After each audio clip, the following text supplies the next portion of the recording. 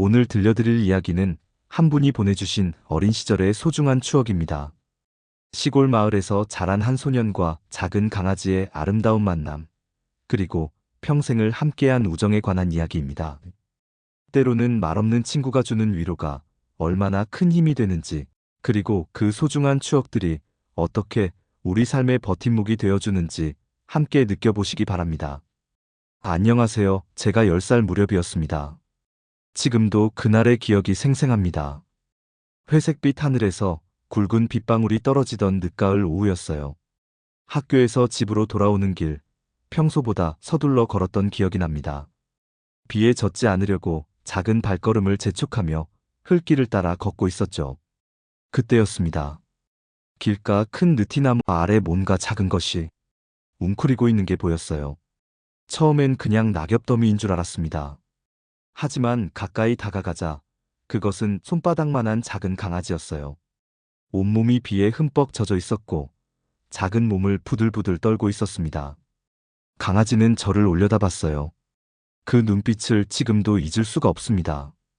두려움과 간절함이 동시에 담긴 마치 도움을 청하는 듯한 눈빛이었어요. 젖은 털 사이로 드러난 앙상한 몸, 그리고 가늘게 떨리는 숨소리까지. 10살 아이였던 저도 본능적으로 알 수 있었습니다. 이 작은 생명이 지금 저의 도움을 간절히 필요로 하고 있다는 것을요. 비는 점점 더 세게 내렸고 강아지는 더 작게 몸을 움츠렸습니다.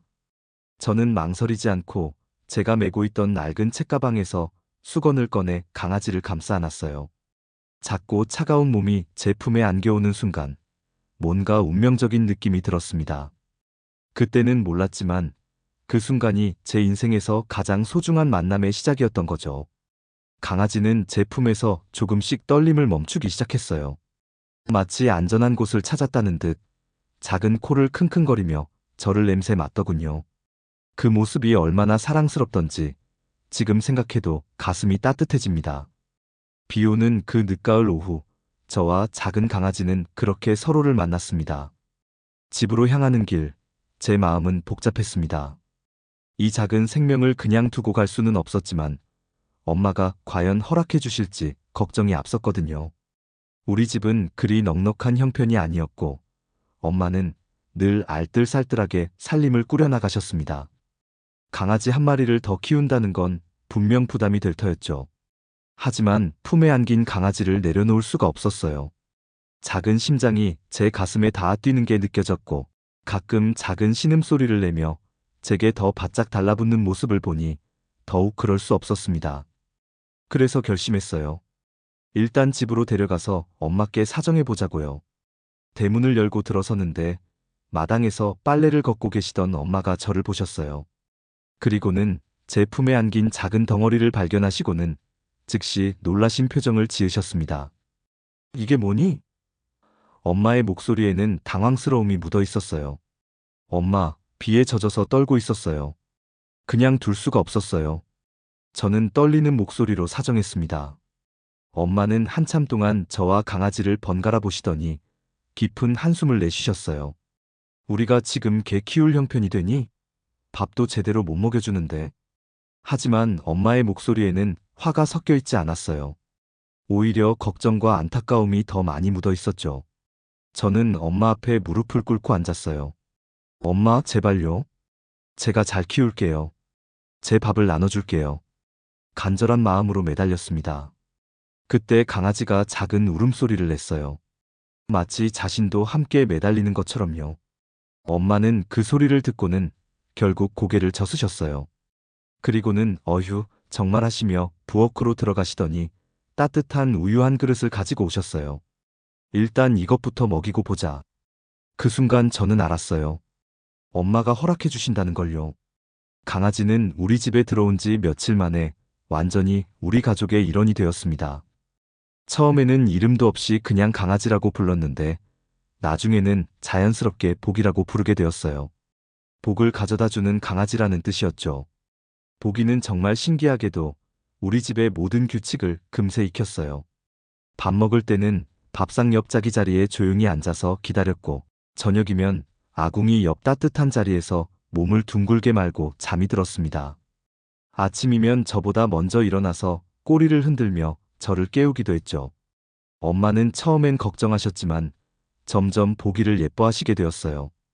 특히 보기가 엄마가 빨래하실 때 옆에 앉아서 구경하거나 장을 보러 가실 때 대문 앞에서 기다리는 모습을 보시고는 저 녀석 참 영특하네 하시며 웃으셨습니다. 아버지도 마찬가지였어요. 일에서 돌아오시면 보기가 꼬리를 흔들며 달려나가 맞이했는데 아버지도 모르게 보기 머리를 쓰다듬어 주시는 모습을 자주 볼 수 있었습니다. 개 주제에 참 사람 마음을 아는구나 하시면서도 눈가에는 미소가 번지셨죠. 보기는 우리 집의 온도를 바꿔놓았어요. 예전보다 집안의 웃음소리가 더 많이 들렸고 가족끼리 대화도 늘었습니다. 보기가 하는 귀여운 행동들을 서로 이야기하며 웃기도 하고 보기 때문에 생긴 작은 해프닝들을 나누기도 했죠. 특히 겨울밤이면 온 가족이 아궁이 주위에 모여 앉아 있을 때 보기도 그 한복판에 앉아 있곤 했어요.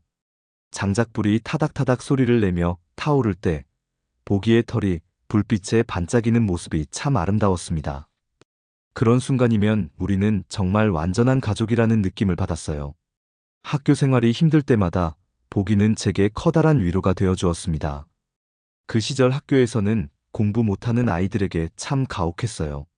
선생님들의 꾸지람은 물론이고 친구들 사이에서도 소외되기 일쑤였죠.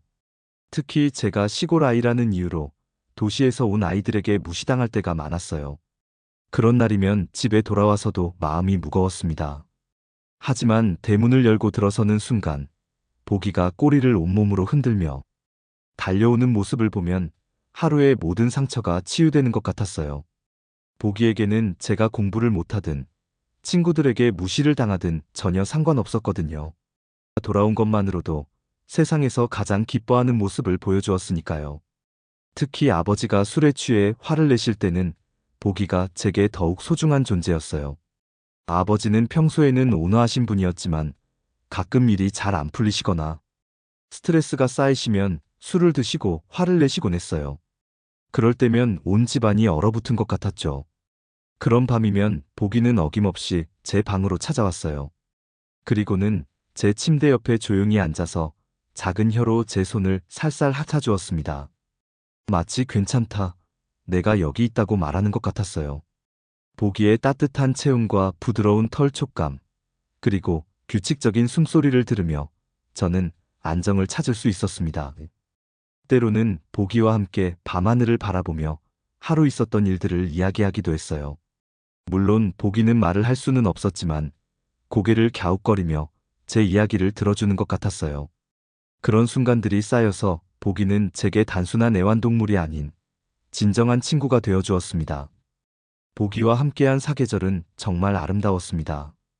봄이 되면 우리는 마을 뒤편 들판으로 나가곤 했어요. 갓 피어난 민들레와 개나리 사이를 뛰어다니는 보기의 모습은 그 자체로 한편의 그림이었습니다. 보기는 나비를 쫓아다니느라 여기저기 뛰어다녔고 저는 그런 보기를 보며 하루 종일 웃을 수 있었어요. 특히 봄비가 내린 후 흙냄새가 진하게 날 때면 보기와 함께 산책을 나갔습니다. 보기는 킁킁거리며 온갖 냄새를 맡아가며 걸었고 저는 그런 보기를 따라다니며 평소에 몰랐던 우리 마을의 구석구석을 알아가게 되었어요. 여름이면 마을 앞을 흐르는 작은 냇가가 우리의 놀이터였어요. 보기는 처음엔 물을 무서워했지만 제가 먼저 들어가자 용기를 내어 따라 들어왔습니다. 차가운 냇물에서 첨벙거리는 보기의 모습이 얼마나 귀여웠는지 모릅니다. 물장구를 치다가 물을 먹고 깜짝 놀라는 모습, 젖은 털을 털어내려고 온몸을 흔드는 모습까지 모든 게 사랑스러웠어요. 가을이 되면 단풍잎을 밟으며 걷는 재미가 있었죠. 보기는 바스락거리는 낙엽 소리를 신기해하며 여기저기 뛰어다녔어요. 때로는 낙엽 더미에 몸을 던져 뒹굴기도 했는데 그럴 때마다 저도 함께 뛰어들어 낙엽놀이를 했습니다.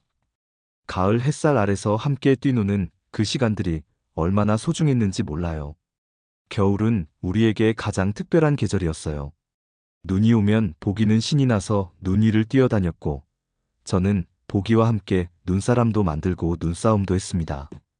추운 겨울밤에는 아궁이 옆에서 서로 등을 맞대고 잠이 들곤 했는데 보기의 따뜻한 체온 덕분에 어떤 추위도 견딜 수 있었어요. 시간은 정말 빨리 흘렀습니다. 어느새 저는 중학생이 되었고, 보기는 제법 나이가 든 개가 되어 있었어요. 처음 만났을 때 손바닥만 했던 보기는 중간 크기의 개로 자라났지만, 여전히 제게는 그날의 작고 떨리던 강아지로 느껴졌습니다. 하지만 보기도 점점 늙어가고 있다는 걸 부정할 수는 없었어요. 예전처럼 빠르게 달리지 못했고, 가끔은 숨이 차서 헥헥거리는 모습을 보이기 시작했습니다. 털색도 예전만큼 윤기가 나지 않았고, 얼굴 주변으로는 흰 털이 점점 늘어가고 있었어요. 가장 마음이 아픈 건 보기의 눈빛이었어요. 예전만큼 맑고 활기차지 못했고, 가끔은 멍하니 어딘가를 바라보고 있을 때가 있었습니다. 그런 모습을 볼 때마다 가슴이 먹먹해졌어요. 언젠가는 이별해야 한다는 사실을 받아들이기 싫었지만, 현실을 외면할 수도 없었죠. 특히 겨울이 되면서 보기의 기운이 눈에 띄게 떨어졌어요. 평소보다 더 많이 잠을 자고 밥도 예전만큼 잘 먹지 않았습니다. 수의사라는 게 흔하지 않던 시절이라 정확한 진단을 받을 수도 없었고, 저희는 그냥 보기를 따뜻하게 돌봐주는 것 외에는 할 수 있는 게 없었어요.